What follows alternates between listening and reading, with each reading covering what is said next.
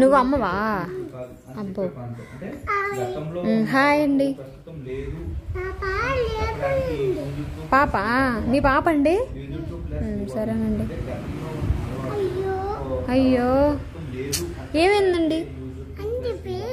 ఏమైందండి? మీ పాప నేను ఎందుకు ఎత్తుకుంటానండి? ఏమైందండి? అయ్యో దెబ్బ తగిలిందండి. అయ్యో సూదేనండి. సూది నేను ఎందుకు వేస్తా అండి? డాక్టర్ వేస్తారు.